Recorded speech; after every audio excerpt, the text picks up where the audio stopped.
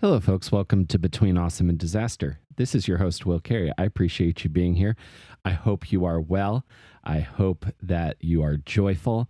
And I hope that there is sunshine and bright, warm weather in your future. New York has seen its first couple of what I call shorts weather kind of days.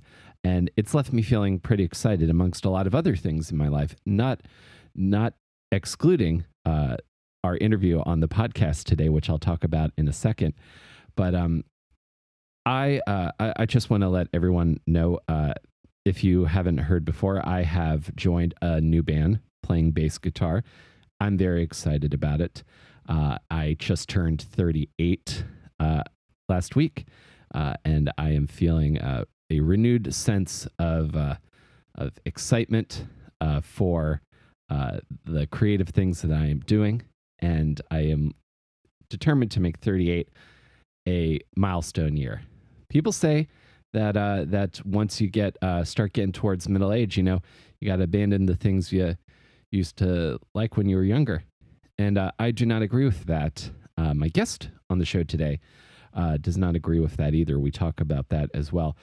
But I am still podcasting. I am still playing guitar and writing songs.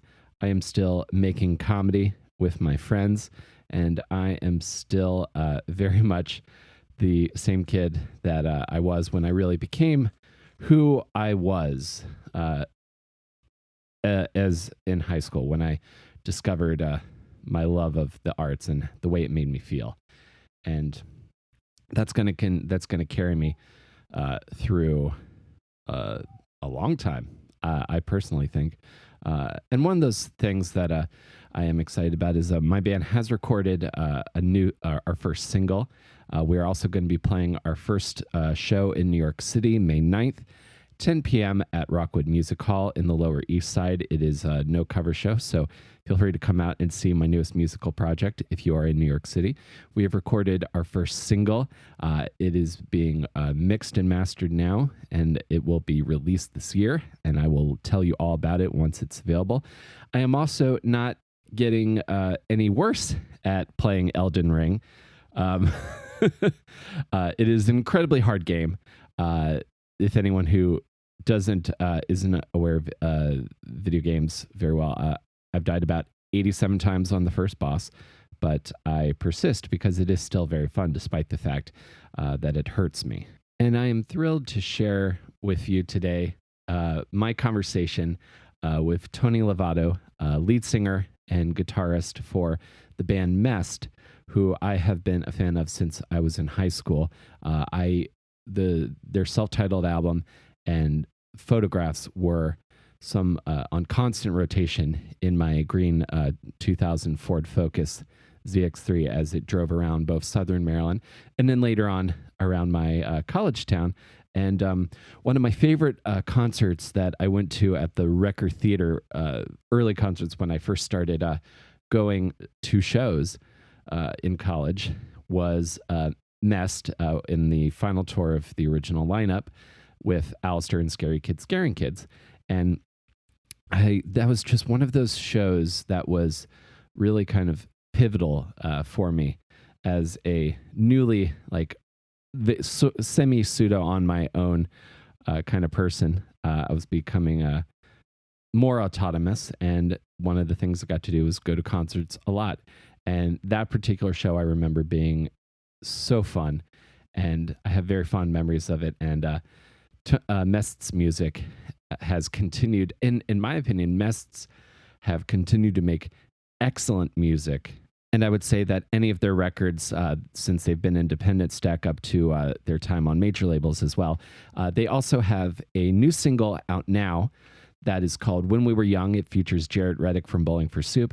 And this is a prelude to a new full-length album that'll be out May 31st, which I am very eager to hear. If you want to get more information on it, go to mestmusic.com. That is links to everything related to the band Mest and what they've got coming up this year. They tour extensively and they tour frequently, and I am thrilled to see one of my favorite bands still I relate to one of my favorite bands still doing what they love to do after all these years. And getting to chat with Tony was an absolute delight.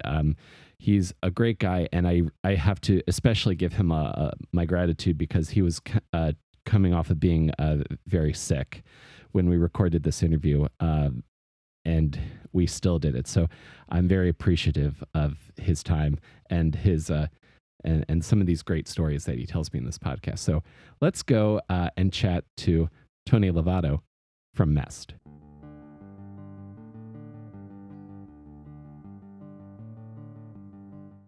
All right, Tony Lovato, thank you so much for doing the show, man. I'm really excited to meet you. My pleasure, man. Thanks for having me. Absolutely. I'd love to ask you because I've been trolling your socials leading up to this. I think we were both just in Japan recently. I was in Japan for a bit of my honeymoon, and you just Mest just toured there, yeah?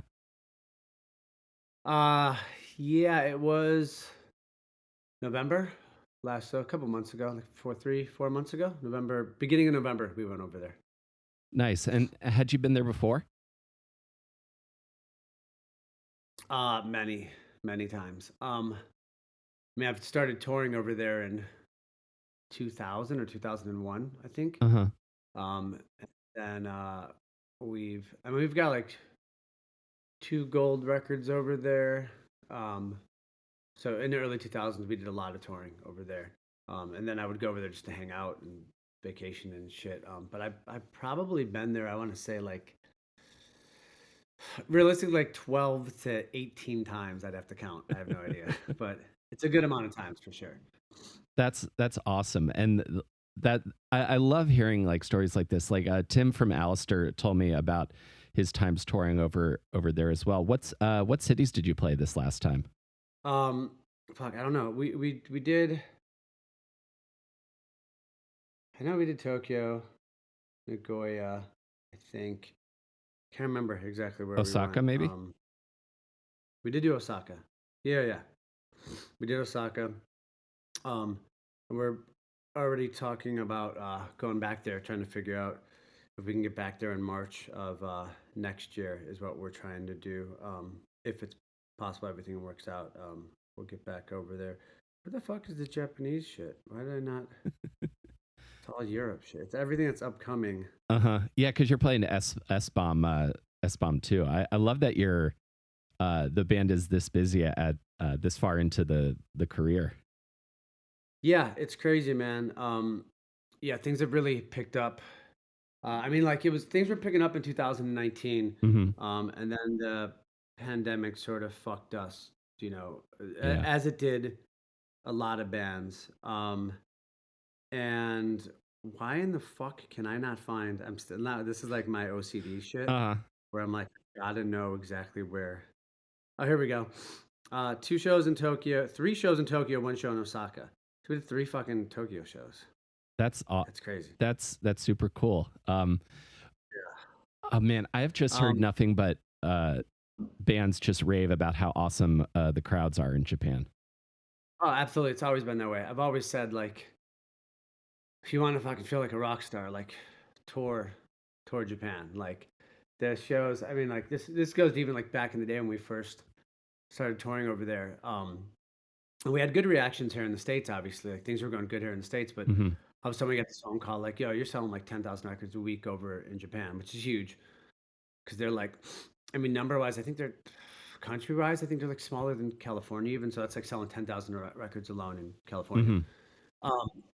I could be totally wrong with those numbers, but I know that it's similar. And so we all of a sudden we had this gold record over there, and we started touring over there, and we'd play like 2 nights sold out in Tokyo, like 1,500 kids a night, and you would, from front to back, left to right, every single kid inside the venue was singing every word. They may not fucking speak a lick of English afterwards, but they're singing every word the best they can in English, louder than the PA, fucking going off. And it's just like, you're like, fuck, dude, they really... And it's cool because you realize like that they really genuinely appreciate, I think, you being there.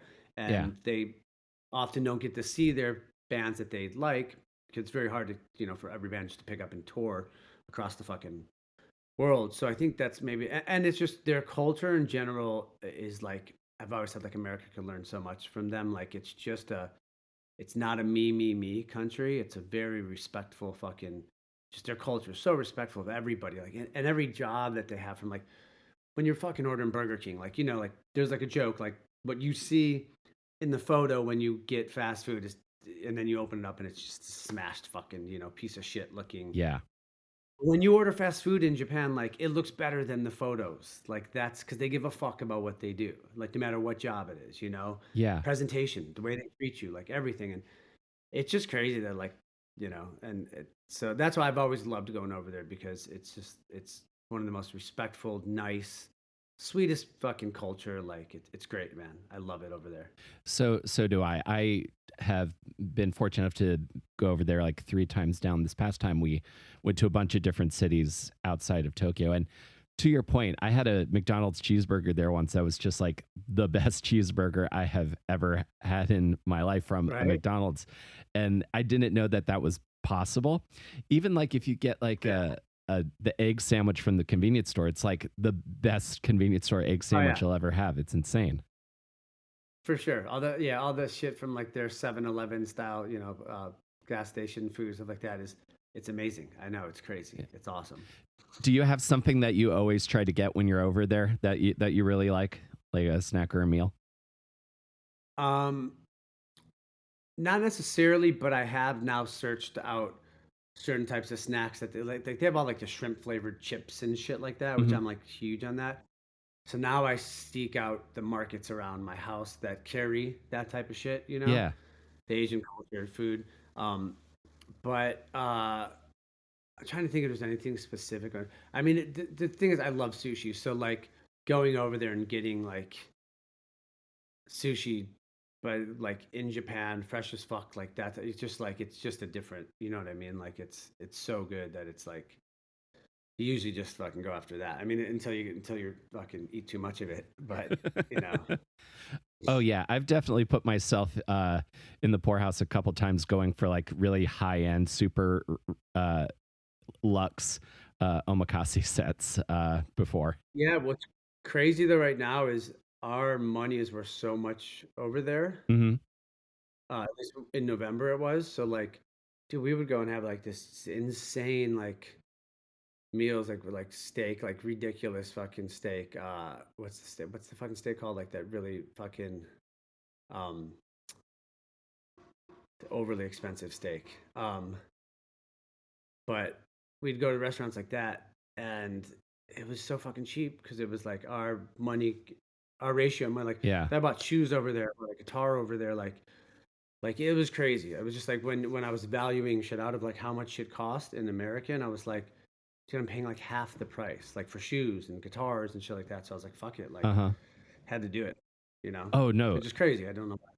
Oh yeah. No. Absolutely. What kind of guitar did you get? I'm curious. I could grab it. It's got to be refixed. It was I use Epiphones a lot. I've been sponsored by them for years. Was sponsored by them. Um, but so every guitar I've ever used is either like mostly like well besides Fernandez in the early days, but a Gibson or an Epiphone. Hmm. But I had this '56 gold top Epiphone that had P90s in it from like 12, 13 years ago that I got. I put Evertune on it, and it's been like my go-to guitar for years. Even replaced the Epiphone P90 in it with fuck what was it? Two different like high-end P90s. One was like a supposedly like the noise-free P90s or noise Hmm. cancellation P90s things, which I don't I don't like those to be honest because it takes away the fucking point of the P90 if you know about pickups and shit. Yeah. Like Yeah. You need it to be yeah, a it's a little noise gritty, gate, dirty. right? And so like you just get a noise gate for that, especially because I use Kemper. So the Kemper's noise gate doesn't fuck with the sound of the P90, which you got to be careful with noise gates when using a real noise gate pedal on a real amp. Yeah. You got to be careful not to tweak out too much of the P90 sound. Anyways, so took two P90s out, put the Epiphone P90 back in because it sounds fucking great. So now if I ever get an Epiphone with a P90 in it, I use it because they just sound fucking good. They really do. Yeah. So I've been wanting this the TV Yellow uh Hmm. guitar, and so it's like it's not a it's sort of like a Les Paul Junior, but it's technically like the It's a special, I guess, is the name of it, but it's just got two P90s in it. Um, but it's the color's fucking awesome, and they're like 500 here in the States. Hmm. Um, and I was searching for everywhere, and everybody, every time we'd stop, on tour, and like the guitar center, somebody would be see one and be like, Tony, there's one in here, and I'd play it. And you got to be careful with Epiphones because they're built all over the place, and Right. it's different woods. It's like you got to like grab one and know that it's a fucking sturdy guitar. Yeah. Um, I've had two of the exact same guitars, and it's just like one weighs like literally 2 pounds more, 2, 3 pounds more. Yeah. Sometimes it's a solid body, sometimes it's three pieces. You just never fucking, you don't know what you're gonna get.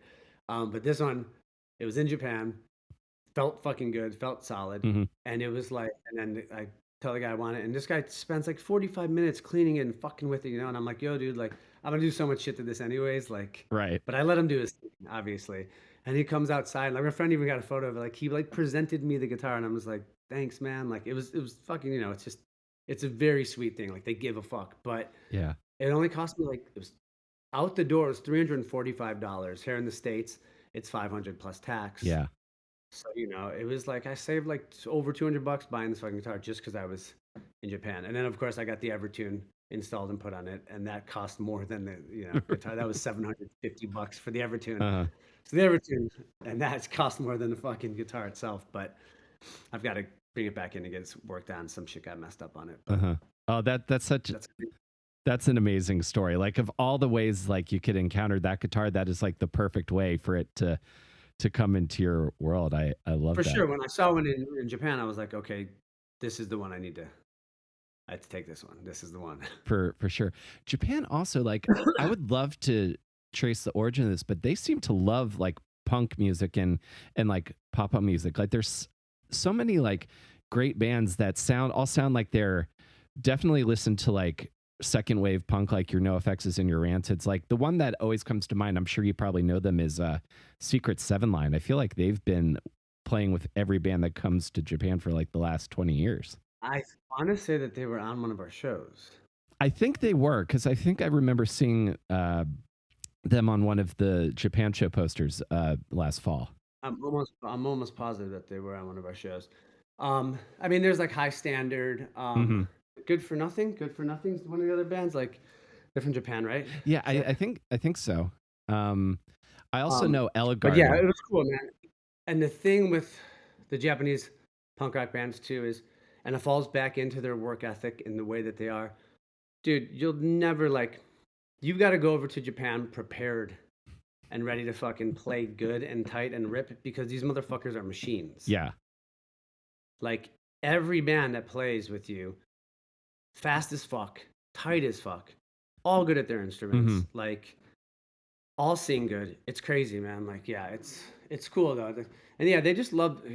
I think one thing about Japan too is, um, and this I sort of took notice to this in like the early part of our career, and then there's like every sort of scene and every band I think has like a sort of go up, sort of go down, and comes back up. Like it's the fucking roller coaster of the music scene in general, which then applies to bands. So bands are like have a lull in their career, and I think this applies to the fan base and what they're doing in their lives, Yeah. right? Like you can't always be 15 years old and only going to concerts. Like you hit a stage in life where you've got to like sort of grow up a little bit, sort of maybe go to college, maybe you're already in a trade and you're working and you're settling down and starting a family. And it's like you can't just fucking go out every weekend. You got kids early. So like I think life applies to the music scene in a sense. So that's why bands our age are touring again a lot because we as bands have for the most part been consistently touring, but crowds like get smaller and bigger depending on where the stages are in life. And I think Right. people are a little bit older now and things are a little more settled in their lives. And it's like there's still years left to live and have a good time. And people maybe have missed that shit a lot too. You know what I mean? So they Yes. start going back out again. But with Japan, I think it's like once you and Europe's like this too. Once you have a fan base over there, like you're good. Like that fan base sticks Yeah. when it comes to rock music. Um, and here in the States, it definitely can die off. But Hmm. like I said, it dies off for a little bit. But like, fuck, did you look like Creed was a fucking joke back in the day? Yeah. Still think they were personally. I think it's just fucking cheesy fucking butt rock, right? Sure. But like Now all of a sudden it's like I don't know, like if it's like one of those things where like people post their shit, and I can't tell if it's like satire, is the humor that they're posting this shit, but like people tend to, it's like okay to like Creed all of a sudden, and it's like cool, like whatever you want, but I'm saying like it was cheesy as fuck, and now it's like you can admit that you like it, and it's not, you know. So I guess no matter what, it's you'll eventually get your heyday will come back again. But you know, I can't figure out if like Creed is like the Chuck Norris of like music. Is that what it is? Maybe you know what I mean? Like I do. Like there's a certain kind of there's like a I'm trying to think of the best way to describe this. I think Finn McKenty from the Punk Rock MBA YouTube channel, he describes this yeah, 10-year arc. And I think it's kind of similar to that. Like when Creed were at like their biggest, when Human Clay was going diamond, like 10 million albums sold, which is ridiculous to insane. try to explain to someone nowadays, and like 10 million people buying a CD from a physical place. Yeah, Um, I think there's a certain innate part of human nature that wants to rebel against certain things because it's popular. And it was Scott Stapp, I think in particular, was a particularly easy person to want to point out oh all for sure. his flaws with.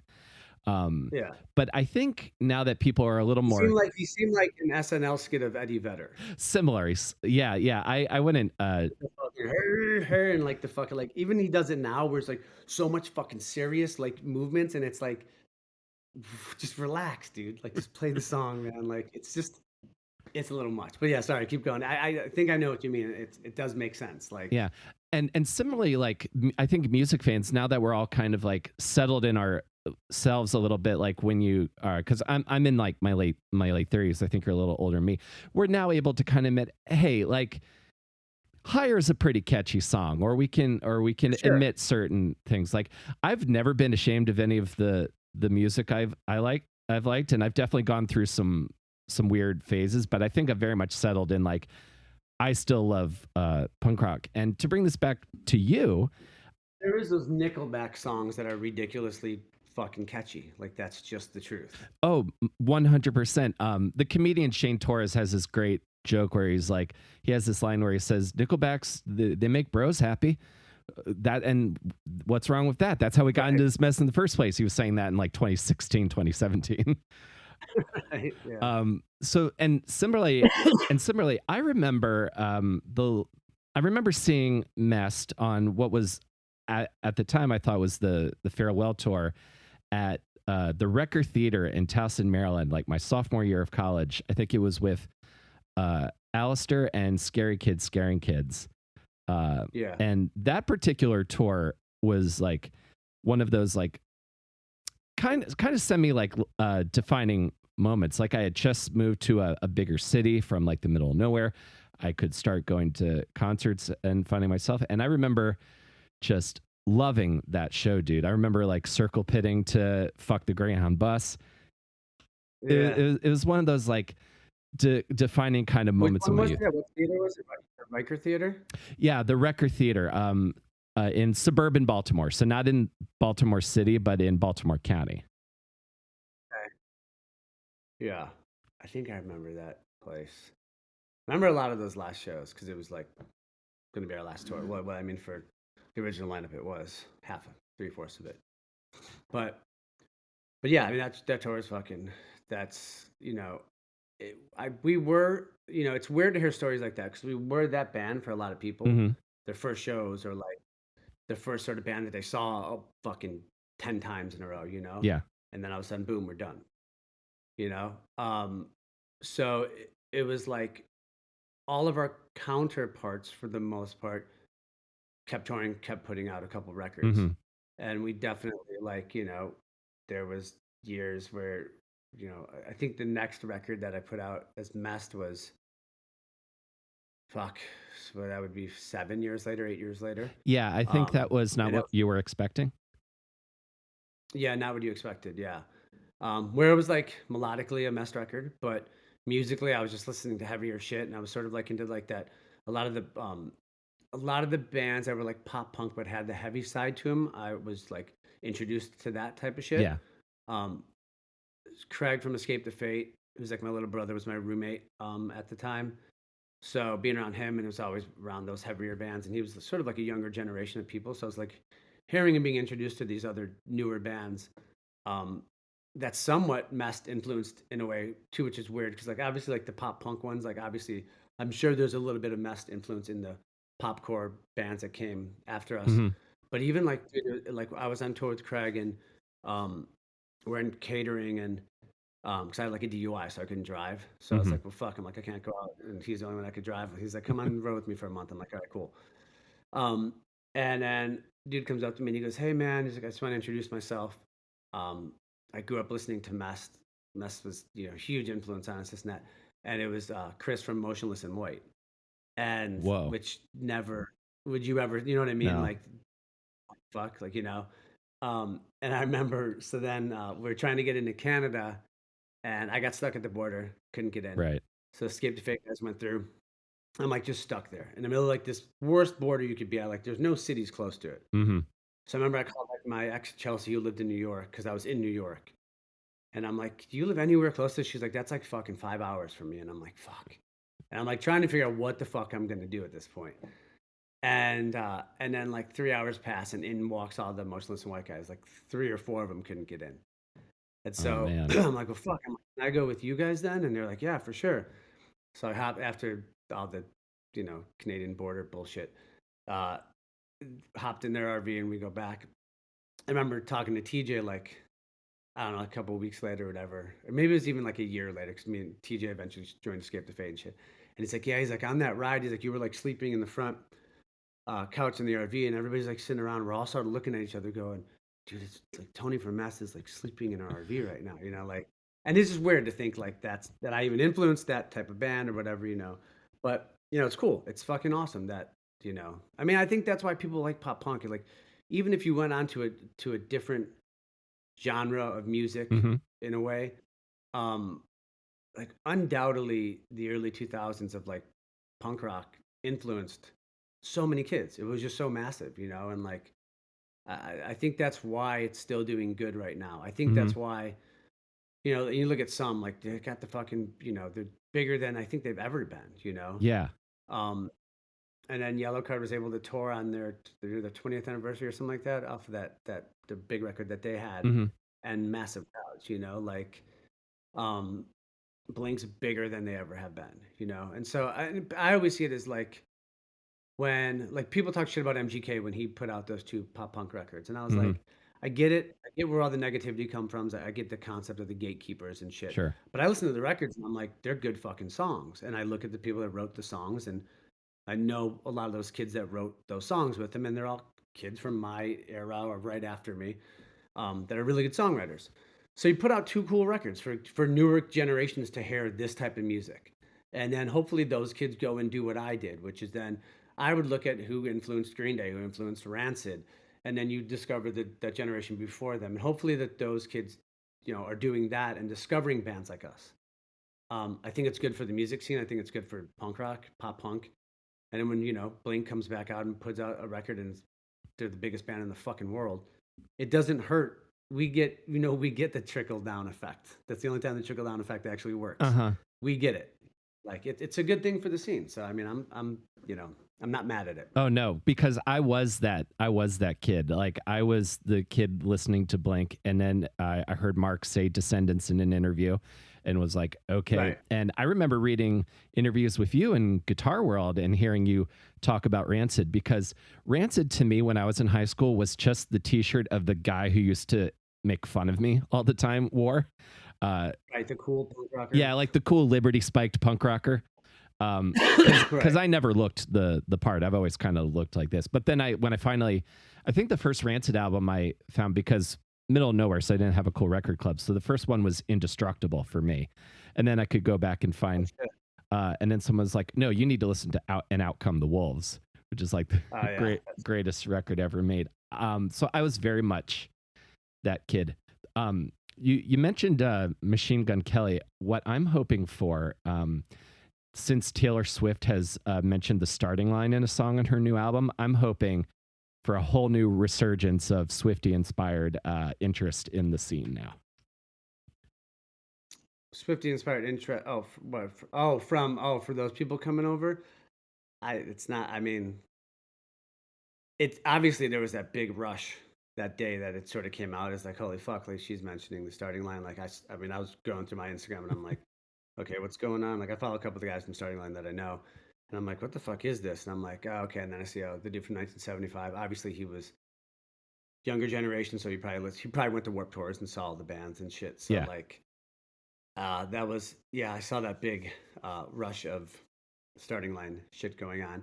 Don't know if there's going to be any more than that from that situation, but you know, she has. I mean, if she, she's got to date somebody in that band, then Yeah. If a couple Taylor Swift fans go and listen to the best of me, I'll chalk it up as a oh, win. I'm sure that's going to be yeah. You could probably check Spotify, and I bet you that song's fucking jumped up quite a amount. I could certainly imagine that. The other thing, talking about this kind of like deep dive that causes the kids to make in the scene, I've always compared it to like when you start drinking coffee, you start drinking with like a lot of cream and sugar, and then eventually you get down to like espresso with nothing in it. Right, Um, right, just straight to it. yeah. So I kind of wanted to trace Mest's origins a little bit. So you're from South Side of Chicago. Originally, yeah, from a town called Blue Island. It was actually originated before. It was established before Chicago. So Hmm. yeah, And is that in like the White Sox side of Chicago? yeah, for sure. Okay. Which also has an amazing Chinatown. I love the South Side Yeah, Chinatown, Chicago. used to rehearse in the town. So the one thing I know about the Chicago punk rock scene, from Tim telling me, is Fireside Bowl. Was Mest around during that time? Did Mest come out of that scene? Yeah, I mean, I don't know if you'd say we came out of the scene or we tried to get in that scene for Uh sure. huh. Because it was a cool fucking spot, like, undoubtedly there was some gatekeepers. There was the, uh, "You're not cool enough to be here," people, like, they're still in the scene nowadays. People know who Hmm. they are. Maybe they've grown up, maybe they haven't. I'm not gonna say who they are, um but for sure, like there was off the alley was on the south side. It was in Homewood and Record Swap. That was the cool fucking punk rock club on the south side. And then there was and then Fireside Bowl on the north side was like the quintessential. If you got to play Fireside, you were fucking stoked. Like Yeah. that's where you wanted to play. You wanted to open up. Like we got lucky a couple times. I remember we opened up for the Mad Caddies there.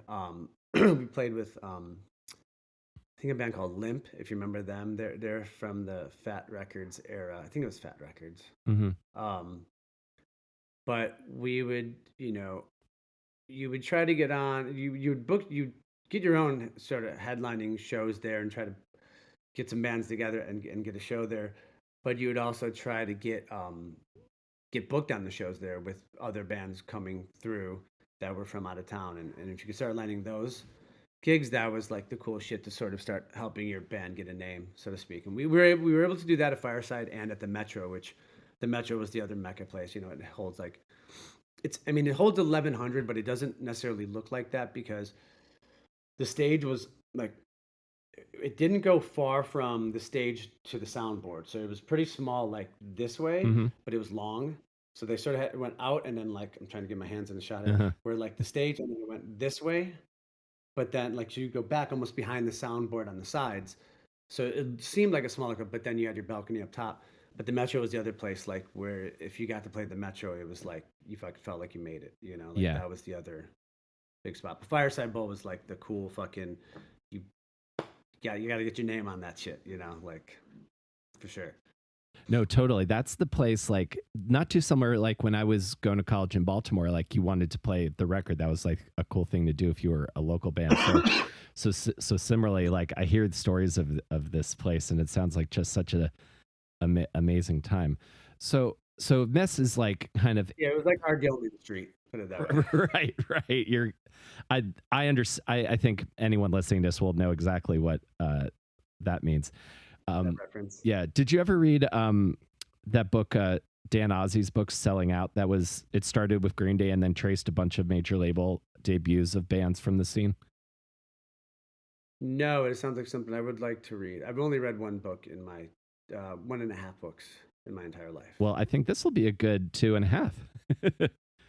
What's the what's it I called? think it's just called Sellout. I'll get it to Okay. you by the end of this. Yeah. Yeah. Send me some fucking information. That sounds like something I'd actually like to read. But I'm sure I have a feeling that the book probably covers a lot of the Lookout um, documentary did, where they sort of showed the what came after Lookout was sort of blowing up and like the infiltration of the suits trying to come A in. little bit, yeah. It starts with Green Day kind of is the flashpoint for bands trying to, and then it covers like Jawbreaker, Rise Against, and lots of the different like Jersey bands as well. It basically says it looks at here's a bunch of bands that got a major label album. Let's deal, and then let's see who did well and who didn't, and who's still together, and who got totally fucked. Yeah, that's actually cool. I'd like to. Yeah, I'd like to read that for sure. I will I'll either send you a link here at the end, or I'll send it to Mike. I got you, Tony. Don't worry. Nice. So coming out of like this era, like did Mest tour a bunch in the early days? I know you put out one self-released album, but how did coming from like doing stuff around Chicago, how does like Maverick find out about you, like this big major label? Um, that was sort of had well, it actually had to do with the Fireside Bowl, to be honest. So um, I would always go and see Goldfinger play. There was a band that I liked. Mm-hmm. Saw that. I remember going and seeing them open for No Doubt at the Metro. Um, Seen my Warp Tour. Then they started headlining once Here in Your Bedroom had some success. Mm-hmm. And I would just was the kid that was there early and there late for shows, giving CDs, hawking CDs at bands, just promoting, doing what fucking what I could do, giving out flyers for potential shows that were shows that we were doing, handing out flyers to that crowd because that's the crowd you want to get to come to your shows. Yep. Um, and so through those types of interactions, I met John a couple times. I took interest in a guitar he was playing that looked different than all the other guitars I'd seen, which was a Fernandez. Mm-hmm. He gave me a number to a guy to reach out to Fernandez, said I could name drop him to get a guitar, which I did do. And I actually got the guitar for like fucking super cheap. So I was like technically sponsored for no reason at all, just because I was able to say I knew this guy, John. Um, That's so rad. and then he was playing, they did a surprise show at Fireside Bowl. Um, and I think they were doing two, a morning and a night, or afternoon and night. And I fucking jumped the line and got into the first one. And then when they were done, I just went up to him and I was like, hey, because we had spoken a couple times. He mentioned like we could open up for them next time they were in town or something like that. So I just remember him saying that. So I'm like, fuck, they're in town. Why are we not opening up for them? But another band from Chicago called Show Off was opening up for them and he was already working with them. So it made sense why we weren't. And I was just like, yo, dude, I'm like, you said the next time you guys come to town, we could play with you. I go, is possible we could play next time? And he's like, oh, yeah, here. Sorry, man. He's like, keep in touch with me. Writes down his phone number on a piece of paper, his home phone number, and gives it to me. I'm like, okay, I'll keep in touch with you. Like, why the fuck he gave me his home phone number? I have no idea. Mm-hmm. Um, I don't even know if he had heard Mest yet. I can't remember. But kept in touch with them, so I would send them music. And then when they were coming to town, and that was at Fireside Bowl, obviously. Yeah. And then they were playing House of Blues, and the show was already advertised. And I was at a party, and some kid came up to me and was like, "Hey, I thought you were opening up for Goldfinger next time they're in town." They're trying to be a smartass and call me out. Sure. I'm like, "Well, yeah, we are." And he's like, "Well, they're playing in town." And I was like, "When?" And he tells me, and I go, oh, "Okay." I'm like, "I'll call John tomorrow." So I did call John. He answers his home phone, I guess. And he's like, "Yeah." He's like, call this guy John Reese, who was his manager at the time." Um, and called Reese, and then sort of handed it over to my old man, who was like the manager of us, so like could take care of the adult things. So I was only fucking 18, I think. Yeah. 17 maybe, 17, 18. And we got set up with playing House Blues, and we played that show. We had a shit ton of fans there. It was sold out for Goldfinger, obviously, but we had like once it was announced that we were playing there, like everybody that had ever seen us went to the show. So we had a massive amount of people singing every word, every song. And John saw that and was like, oh, okay, they're the real deal, at least in Chicago. And that's all he ever wanted to see was like, that's how a band starts. If you can If you can work a market, Yeah. then obviously you just need the time to work other markets. And it's just sort of sparked from there. And then he was like, keep sending me songs. So I did, and finally he just called me up one day and was like, "Yo, I got you a demo deal." Uh, he's like, "Well, first he was like, you still in the band?" And I was like, "Yeah." And he's like, "I got you a demo deal in a couple months." He's like, "When I'm done with this show off record," he's like, "We'll fly you out and we'll do some songs and we'll turn it into Maverick and we'll sort out a deal, see where we can get going." So I was like, "Okay." So I mean, that's waited a couple months and flew out there and fucking got the demo deal. That's so cool. If I ever meet John Feldmann, I'm gonna give him a big hug because I think he's the reason I have so much music that's meant so much to me over the course of my life. That is Yeah, he definitely has his John fucking Feldman catalog, that's for sure. absolutely. And I know he produced or co-produced the self-titled album.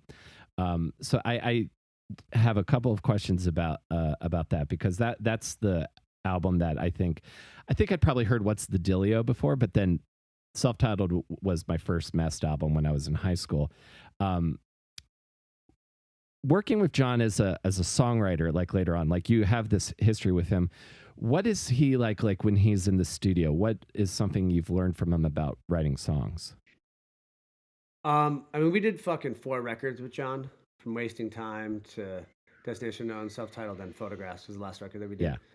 Um, for me, it was a lot about, um, in the early stages of writing, it was about how a song is produced and the concept of trimming off the fat, Yes. the concept of don't bore us, get to the chorus type of shit. Uh-huh. And so that was a quick thing to learn was to not, you know, this thing doesn't have to be 4 measures. Yeah. Maybe this part doesn't even have to be there, like certain things that, maybe the pre-chorus doesn't have to be both times, like just making sure the song flowed properly. Mhm. Um, and uh, and then there was like he would always do these like blues. Sorry, my daughter's fucking not having. She's sick too, so Oh, she's it's probably just woke up. She's I'm so sorry. I probably understand. looking for dad. She's the daddy's girl, so she's probably looking for dad, and I'm not around. Um, so like throwing off like just song structure in general, like throwing in these like little like blues chords, so to speak, or going half step downward throws this weird sort of Mhm. just little things like that into songs. Which was just like you get that shit and you're like, well, I would never do that. That's so fucking weird.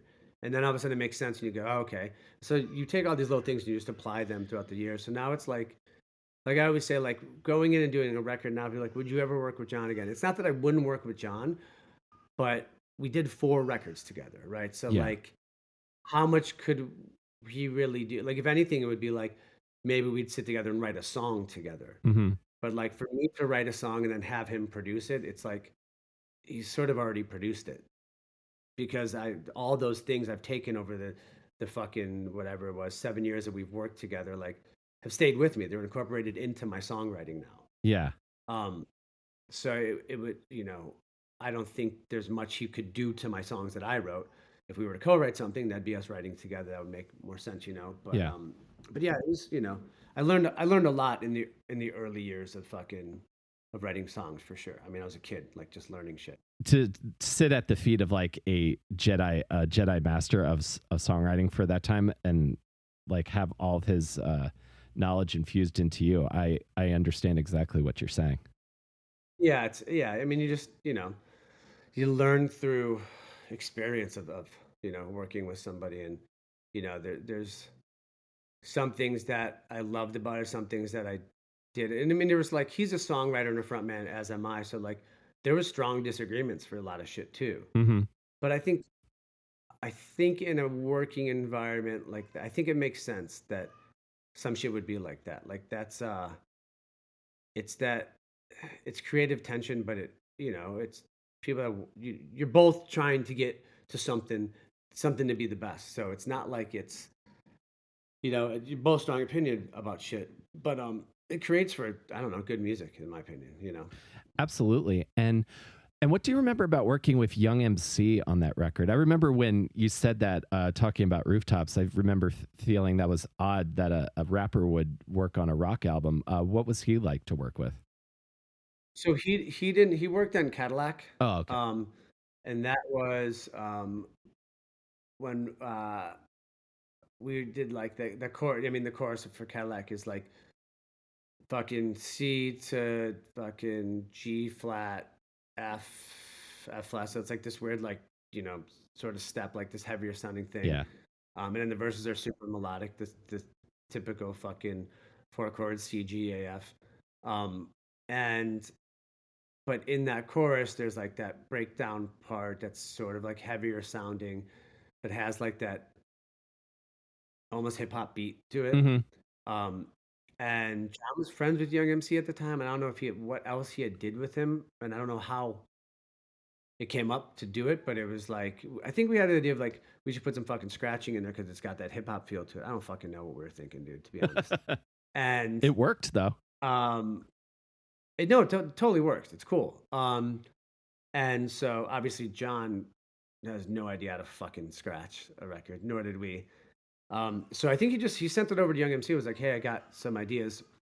Here's the song. Sent him that, and he actually Young MC also worked on Mother's Prayer, which people don't realize. Cool. But he did some shit in Mother's Prayer too, and I don't know if it ever made the record. I have to go back and see the credits and see if because I don't know if it was just some of the drum loops that are in Mother's Prayer because I think there's like some drum loops in the intro and shit like that. Hmm. I don't know if unless that was shit that we ended up taking out and didn't use. I can't remember. I'd have to go back and look. It's been a minute. Oh no, absolutely. Could I ask you just one other thing? Well, since we're talking about songs, only because it's kind of relevant. You mentioned it earlier. This Chelsea that you were talking about with the border issue. Is that what the song? Yeah. Is that who the song Chelsea is about? Yeah. Okay, because Yeah. my wife's also named Chelsea, and that's one of her favorite songs. So I figured I would ask you about that Nice. while I have you here. Yeah, I mean, we're still friends. It's crazy. Like my son London and her daughter Quinn were born on the same day a year apart, Hmm. which is sort of weird. Um, and like her husband, is a fucking sweet dude. Met him a bunch of times. They come to the shows when we're in New York. Nice. Um, and it's weird because I think he was the singer of Patent Pending at one point. And it's like it's like this circle of people that know each other. Were like Rob was the basis of Bowling for Soup. Yep.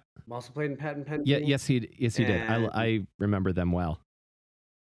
yeah, and so it's like weird relation with that band, and I know Rob and stuff, and like not weird, just like Hmm. like it was like after this is years after too. Like we were kids when we dated, and then I found out through the grapevine like, oh, he was in this band called Patent Pending, and I'm like, oh, I know that band is but It's like a lot of worlds he's a nice guy crisscrossing.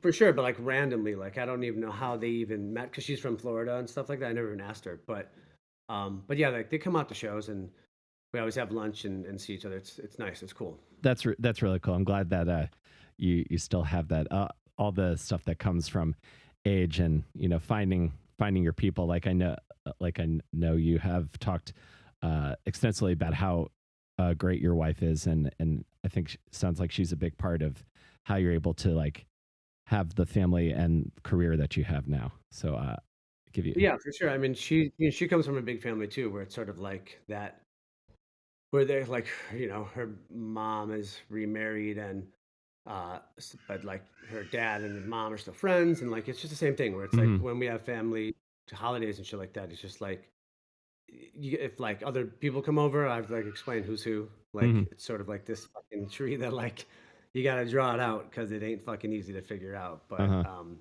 yeah, that's the proper way to do it in my eyes. I think. Yeah. I'm picturing like the Christmas episode from The Bear, but a lot more functional is what I would picture your house. Is that from the TV show The Yeah. Bear? My wife watches that show and she's like, you need to watch it. She's like, this is like your people. She's like, you would get this. I Like totally. I think you would like talking about like big families, like a lot of like explaining like who the cast is essentially. Yeah. Yeah. It's pretty cool. And it's like restaurant people, and I always feel like restaurant people and creatives have a kind of similar mindset. Yeah. So I mean, yeah, that's where we were at before I got signed. I worked in a restaurant with all of my friends. My girlfriend at the time, her mom was our manager. I used to take phone calls in my girlfriend's mom's office with John Feldmann. Like I would be like serving people and shit, catering parties, weddings and shit. And then like she'd be like, "Hey, you got a phone call," and she'd always let me leave for that shit because she knew what was going on.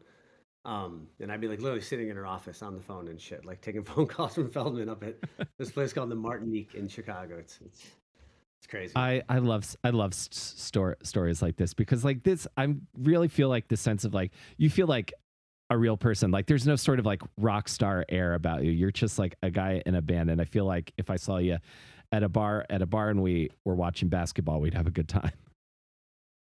For sure. I mean, I hate basketball. I'd be watching something else. But yeah, absolutely. I mean, I don't. I always think about it. Like I feel like the whole thing of like the musician and the actor. Like I've never understood the pedestal Hmm. part of it to me because I always look at actors and I'm like, if I ever see that person, it's like that shock of going like, oh that's that dude from that movie. That's why I recognize him. But it's never like holy shit. 'Cause I'm like they're literally just playing another fucking character and somebody's recording it. Like it's Yeah. big deal. It's on a bigger scale than when you're doing it with your home movies. Playing music, it's the same thing. It's like I almost get awkward thinking about shows. Like we're up on stage and playing these songs for people. It's like, but what are we really doing? Like, why are we performing? Like, it's people can listen to the music and like that's why we create is to listen to it on the radio and with your friends. So there's always been like that weird thing to me of like looking and if you being a musician and growing up and being in this business for this long, like you realize how much of a front being in a band is. Like most dudes in band are the fucking biggest dorks there are. And that front of that guitar, dude, Yeah. makes people have no idea. Like it's just we're the fucking biggest nerds, but it's a good cover up, man. People don't know it. That's all I'm saying. I absolutely get it. No, that's the whole reason I picked up guitar in the first place was like I got no social skills, so I found it. I found guitar. It's a connection. I found guitar. I found high school theater, and I was like, okay, I think I'll be able This to is it. navigate the world now. Right, right. I mean, yeah, look at like the singer Panic at the Disco. The kid's a fucking theater kid for sure and becomes one of the biggest rock stars in the world. You know, like that's what it is, man. Absolutely. And I'd love to ask you, and then I'll let you get back to your family. And to talk a little bit about the new song, which is a banger. I really love when we were young, and it's very cool to see Jarrett pop up. I love that dude. Uh, Yeah, uh, me too. well, my first question is this single the lead up to a new full length for an EP in the future?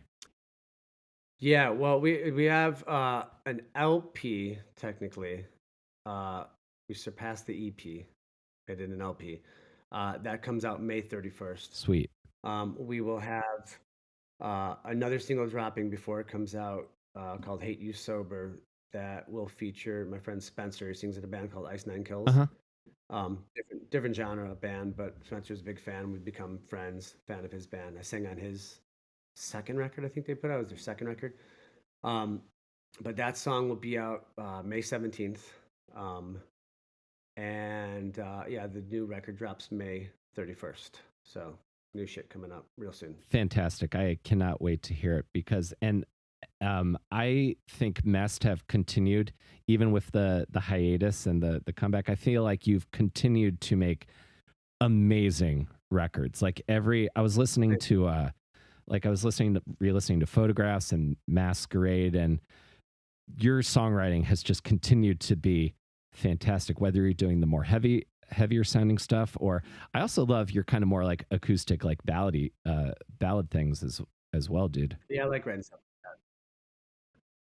I mean, I think when it comes to songwriting in general, a, a good song can be played in any genre of music and it's going to be good. That's why when you hear like these, metal bands or punk rock bands do covers of pop songs, it's just like, fuck, that's rad. And it's like, well, it's because it's a good song Yeah. and it's just not played, you know. Um, but I sort of try to apply that to songwriting. It's just like, just writing a good song and then putting the Mest world on it, you know. Hmm. And with this new record, it's like, when we went into writing this record, I was just like talking with my buddy Taylor, who plays drums in a band called Lit, and he produces and co-writes stuff like that. So we'd been talking about writing together for a while. We finally got together and started writing, and it just fucking clicked and it worked. So we just kept writing songs, and it was like when we were trying to figure out, like, not try to figure out what to do, but we were talking about it. I was like, I need to make a Mest record. Like, it has to be a quote unquote just a fucking Mest record, and it doesn't have to sound like 2003 or 2002, but it has to be a Mest record. And it was a way of making, uh, like, taking Mest of our early career and fucking, putting a new coat of paint on it where it's just like it still sounds fresh and new and sounds like the fucking, you hear all the new bands that are doing their versions of our songs. And I was like, we need to do our versions of our songs in this, 2024. So, yeah, like on this first LP that we have another one that's going to be coming out pretty soon after it. Trying to make it so we're continuously releasing music at this point. Cool. Um, but on this one, like, we've hit the mark on, like, you could go and, like, sort of take every, not era of Mess, but like every record, and you can, like, take little things that stand out on each record, and, like, that's on this record. We have everything that is Mess, that encompasses Mess, is on this fucking record. And, like, I mean, I can't wait for people to hear it. I'm stoked on it to the point of, like, I had a hard time at first being like, yeah, it's the best Mess record I've ever written. And then, like, I kind of got over it, over, worrying about saying something like that. Hmm. Cause I'm like, I really fucking feel that way. Like, I really think it is. And I think it's cool to be able to, it's our eighth record, maybe. I don't know. Yeah, quite a few. 4, 5, 6, 7, depending if you count, like, Mo Money, which is our DIY one in the beginning and stuff. So, like, eighth record. So to be able to, like, be on your eighth record and be like, it's our best record is fucking cool. And I think that it's something that the fans that have listened to all those records will fucking are gonna love. And then if you're new to the band, you've just discovered the band, like, and you're younger, you'll still get the song. The lyrics will still relate to you. It still makes sense. And I think, like, because I had the 16-year-old, 17-year-old state of mind, like, thinking about when I was that age, writing about a lot of that Yeah. shit. So lyrically, I tried to, bounce back and forth between my perspective now and my perspective back then. So, like, lyrically, it sort of intertwines both worlds in a way, and I think that's cool because then it's relatable for a lot of different people. No, absolutely. Because you never stop being that kid. You might get older, but Sure. there's still very much that part of you that's like going to DIY shows in Chicago. There's similarly, like, I remember, like, going to show. I remember seeing Penning at a like a armory in my hometown. Like Yeah. like when I was in high school, and, like, I'm still that same person who gets excited about the same kind of things, like, to talk about, like, guitars in Japan with you. Like, that's very much still, like, who I am. So, like, you never who you are evolves, but there's still a core that's pretty definable that never goes away. 100%. I've said that since day. I've always said, I talked to my wife about it. I'm like, people don't really change. Like, if you've met somebody, like, one of my best friends, I'm still good friends with to this day. Like, my longest known friend, I've known since third grade. This kid, Dennis, called him Pee Wee. And he was, like, the funnier fucking hyperactive kid, and, Hmm. like, was always fun to be around. And I mean, he's a firefighter now. Like, he's got 2 daughters. We meet up at White Sox games. We always see each other when I'm at home. We try to make time for each other. I always invite him and his wife to shows, and we, obviously stay in touch through phone. He plays in my fantasy league, but if I get in, like, a group text with him and, like, my cousin who's our same age, my cousin Janelle, him and, like, my buddy Josh Jeremiah, who was the drummer, or not drummer, guitarist in Mest for a while. His younger brother Yeah. Josh was actually my friend. Jeremiah was my brother's friend. But, like, if we're in a group text together, we're fucking with each other and, like, texting each other, and it's like, or around each other. It feels the same way as it felt, like, at recess.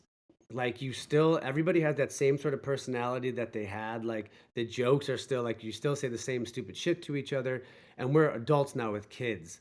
But I always say, like, you grow up, but you all sort of keep that personality with you in stages. Like, it's still like, and, but yeah, I'm the same. And that's sort of what the song When We Were Young is about, Yeah. is, like, I sing, like, my dreams turned into nightmares, my hope turned into who cares, passion and love become our past and what once was.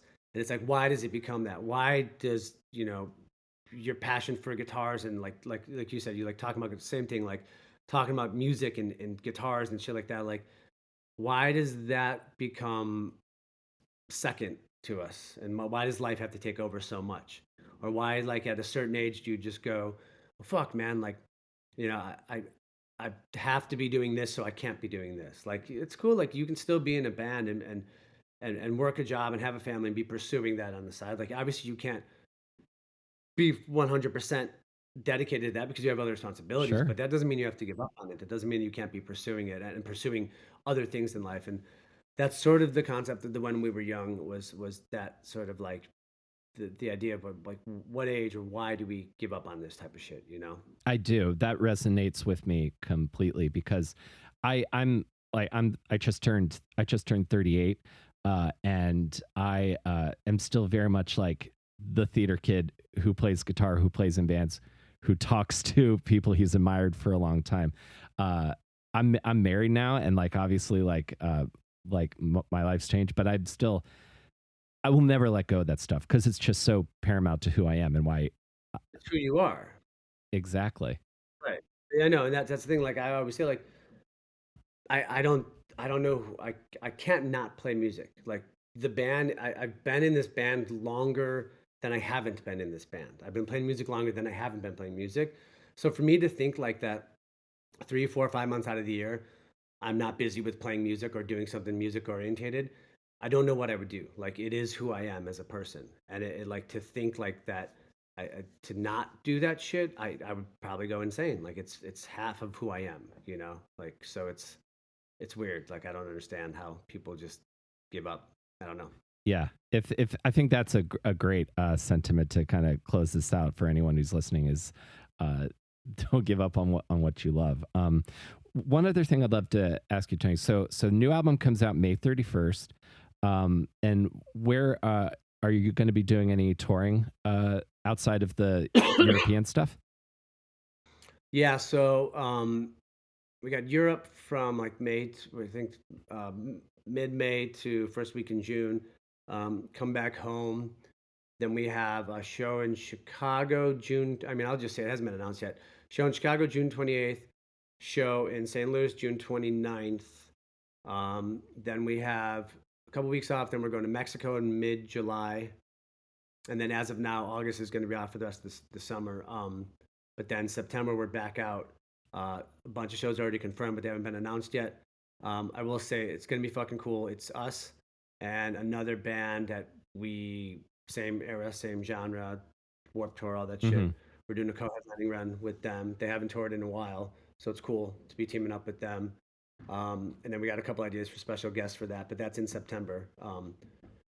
And we're trying to hit as many markets as possible. I know we have some California dates. We're up in the northern western states, the southern Midwest states. There's some shit. So it's going to be announced mid-May. So and that's for our September stuff. But we're just going to try to stay out there. I mean, you know, touring is how we make a living, how we let people know about new music. So we'll definitely be out on the road. So just go to if you're ever curious for tour dates or anything that you need to find as far as our band, www.mestmusic.com has like everything on there, from videos to tickets to anything you need, merch, all that shit is one fucking little spot to go get everything. Amazing. Mestmusic.com. I'll keep my fingers crossed for some East Coast dates. If you come through New York, I'd love to say hey in person and see the show, man. So Tony, this has been really a delight. I've enjoyed getting to chat with you. So thank you again for doing this. I really appreciate it.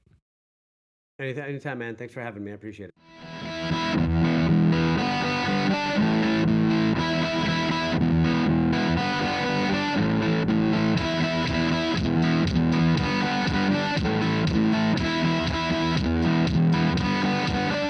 15 minutes up the top of Japan touring and guitar talk. This conversation exceeded my expectations in every imaginable way. And I think Tony is an incredibly thoughtful and insightful guy. And I think anybody out there who has something that they love doing, even if you have adult responsibilities and demands on your time, never let it go, because it's a part of who you are. It brings you joy, and that's important. It is important that you have things that bring you joy. I firmly believe that. And to hear one of my favorite songwriters, artists say that is very meaningful to me. So Thank you, Tony. I really appreciate it, man. I will be in touch with you in the future. I cannot wait for when Mest comes through New York again. Folks, if you haven't checked it out yet, Mest's new single that features Jarrett Reddick of Bowling for Soup is called When We Were Young. It is available everywhere you get your music, and their new full-length album will be out May 31st. And check mestmusic.com for more information, as well as tour dates and merch. I might be picking myself something up there in the near future. And if you are enjoyed this podcast and think you know someone who would be into it as well, you can send them to awesomedisaster.com. That has links to everything related to me and what I do, from music, stand-up comedy, acting, and between Awesome and Disaster. If you are listening to this and would be willing to give us a rating or a review on Apple Podcasts or on Spotify, that would be tremendously appreciative in helping us please our algorithmic overlords. And you can also check out our merch store as well as our Patreon at awesomedisaster.com as well. And if you are in New York City, May 9th, come check out my band Skiplag on at Rockwood Music Hall, May 9th at 10 p.m., no cover. And continue to be excellent to yourself and to those around you. And folks, I will see you next time between Awesome and Disaster. Take care, everybody.